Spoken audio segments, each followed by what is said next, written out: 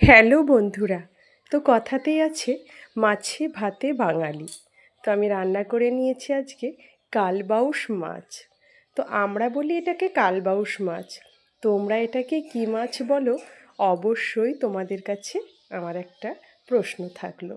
তো মাছটাকে প্রথমেই আমি লবণ হলুদ মাখিয়ে একদম খাঁটি সর্ষের তেলে আমি ভেজে নিচ্ছি। আমি সাদা তেলে খুব একটা ভাজি না, কারণ আমার না সর্ষের তেলের মাছ ভাজা খেতে বেশি ভালো লাগে। তো মাছগুলো আমি একে একে ভেজে নিই। এখনও না আমার গলা খুসখুসেটা যায়নি। ঠান্ডা লাগাটা মোটামুটি ভালো হয়ে গেছে, কিন্তু গলাটা ভীষণ খুসখুস করছে। আর বেশি কথা বললে কিংবা কোনো খাবার একটু গলায় গেলেই না গলাটা যেন বেশি মনে হচ্ছে যেন কাশি হবে, এরকম ব্যাপার। তো আমি মাছের জন্য মশলাটা না শিলনোড়াতেই বেটে নিলাম।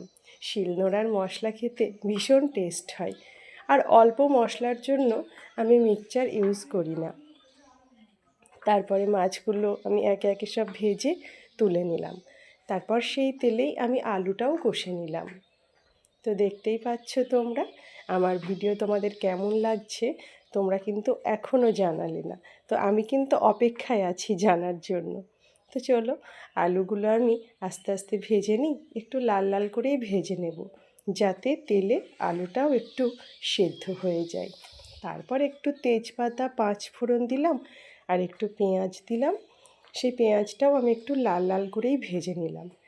আর মশলার সাথেই না আমি লবণ হলুদ হালকা একটু চিনি আর একটু লঙ্কা গুঁড়ো মিশিয়ে নিয়েছিলাম, যাতে পেঁয়াজের সঙ্গে মেশাতে সুবিধা হয় তার জন্য। তারপর যেই মশলাটা আমার কষে হালকা তেল ছাড়া ছাড়া হয়ে গেল, তখনই না আমি ভাজা আলু আর একটু টমেটো দিয়ে ভালো করে কষতে থাকলাম। তো কিছুক্ষণ এটা কষা হলো। তারপর যখন দেখলাম যে মশলাটা আলুর সাথে ভালোভাবে কষা হয়ে গেছে, তখনই তাতে একটু গরম জল দিয়ে দিলাম। জলটা যেই ফুটতে থাকলো, আর আমি তার সঙ্গে মাছ ভাজাগুলো দিয়ে দিলাম। খানিকক্ষণ ফুটতে দেব, কারণ মাছ ভাজা আমি দিয়ে খুব বেশিক্ষণ ফোটাই না, মাছটা একটু গ্যাদগেদে হয়ে যায়। এবার থালা সাজানোর পালা। তো আজকে আর কি দিয়ে থালা সাজাবো, আজকে আমার মাছ রান্না করতেই সময় চলে গেল।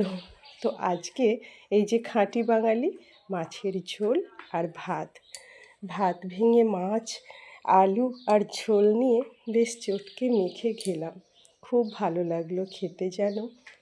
তো তোমাদেরও এরকম শুধু মাছের ঝোল আর ভাত খেতে কেমন লাগে তোমরা অবশ্যই জানাবে। আমাদের খুব একটা সমস্যা হয় না, মাঝে মধ্যে সবজি রান্না করতে ভালোও লাগে না, তো সবজিটা তো প্রতিদিনই হয়, তাই না?